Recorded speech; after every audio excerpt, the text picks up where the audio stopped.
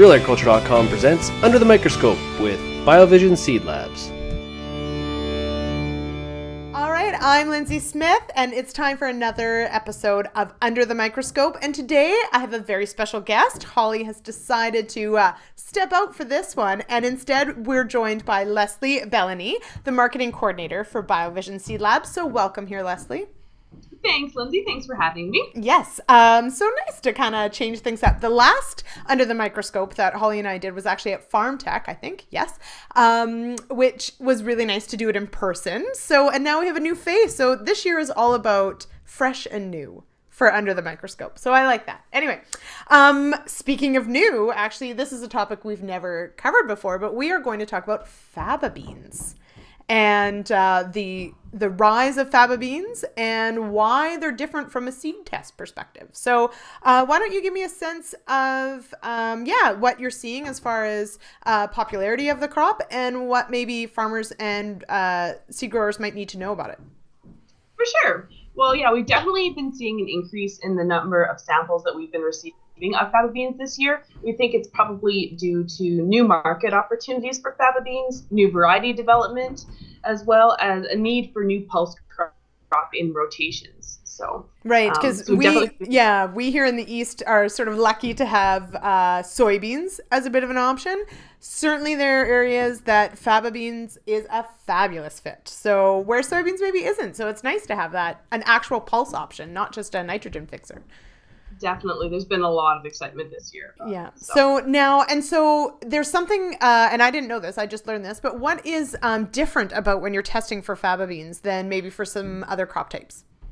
Okay. Well, there's two main differences when you're looking at faba beans compared to, let's say, a conventional cereal germination test. The first difference is the time frame. Generally for cereals, we're doing about a 7-day test. And for faba beans, the test can range anywhere from about 10 to 14 days. Usually after 10 days, we have enough growth to do proper analysis, but it can take up to 14. So getting your samples in a lot earlier than your cereals for testing is a good idea. So the second difference is the medium on which we're planting our germinations. Cereals we're doing on a blotter, and with faba beans, we are planting them in a sand and vermiculite mixture. And so we're also adding a 0.1% calcium nitrate solution into that mixture, and that prevents blackening of seedlings so we can analyze more appropriately. So those are the two main differences. Okay, and so you have, of course, been getting more faba bean samples and taking a look. What, if anything, is sort of cropping up in this year's tests? Okay, so the first thing is when we're analyzing for germination, we're looking for abnormals. And lots of the abnormals this year have been showing a lot of detached embryos from the cotyledons, and that will be indicative of mechanical damage. So with pulse crop, peas, etc., if they're harvested dry, you'll get a lot of split seeds, and those seeds don't really show up. You can't tell they're split until they're actually been analyzed, and so we are seeing quite a bit of mechanical damage. Okay. When we're doing our fungal scans, we're looking for diseases, and the ones that are showing up are botrytis, which causes chocolate spot, ascochyta, which causes leaf and pod spot, as well as Fusarium poa and Fusarium avinaceum, which are responsible for seed and root rot. Okay, so certainly, I mean, it's a pulse, so we've got some of those pulse diseases in that mix, so certainly something to keep in mind. Now, what about, now obviously there are sort of dual markets for faba beans. There's certainly a food, but also a feed market. So now obviously quality is going to be, there's going to be different quality parameters than other crop types. Are there any sort of insects or anything like that are causing any problems? Yes, when it comes to quality, lygus damage has definitely had its impact. We are noticing pinholes surrounded by spotting that is quite a dark halo spot, and that indicates lygus damage. Right now, that seems to be the main insect of concern. However, we have heard some reports of blister beetles in Saskatchewan and Manitoba also causing some quality damage. Okay, so definitely something to look for. Now, one last thing, faba beans are a very big seed.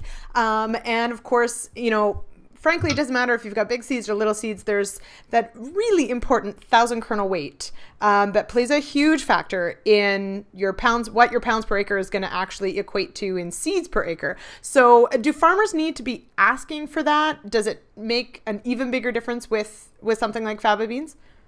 It sure does. I'm glad you brought it up. The range of 1,000 kernel weights in faba beans can be anywhere from 200 to 800 grams per 1,000 seeds. Okay. So it's extremely important. Yeah. I mean, that can equate to 200 pounds per acre difference in your seeding rate. So yeah, definitely indicate on your sample bags that 1,000 kernel weight is a must-do test. Yes, and then once you have it, use it. It in your plans, because that's a huge range. Certainly much bigger than it's funny, we talk about 1,000 kernel weight with canola, and certainly we've moved from that 2.9 and 3 to a 7, but it's been over years. It's not, you don't necessarily have that sort of stretch in the same year. We've moved to fatter seeds. So the fact that there's that much of a range in any given year or available right now is kind of huge. So so we'll make sure. So ask for it and then use it. Okay. Well, thanks so much, Leslie. I think we've covered everything we need to cover. And so I thank you, and we'll do this again soon. Sounds good. Now, spring is really fast approaching, so get your samples in because it might take 14 days to test. Thanks, okay. Lyndsey. Well, I don't know about you, but we're not going to be seeding in 14 days. So, but maybe. Yeah, we'll see. Okay. See you. Thanks so much. Bye for now.